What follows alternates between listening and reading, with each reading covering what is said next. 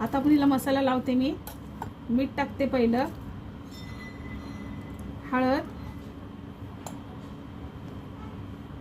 धना पावडर, हा जिरा पावडर.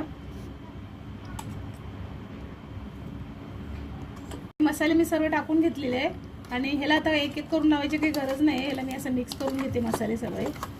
मच्छीवरती काही पाणी वगैरे टाकायची गरज नसते, कारण आपण याला धुवून घेतलेलं असते आणि ओलावा भरपूर असतो, त्याच्यामुळे काही पाणी वगैरे टाकायचं नाही. फक्त मसाला व्यवस्थित लावून घ्यायचा. मसाला कसा लागलेला आहे, प्रत्येक पीसला मसाला लागतोय.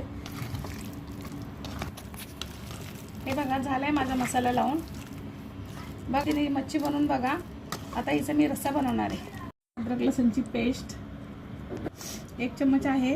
पाणी टाकते 2-4 थेंब. मिक्स करून घेऊया. तेल थोडंसं जास्त टाकायचं. तेल गरम झाले की मच्छी टाकून द्यायची.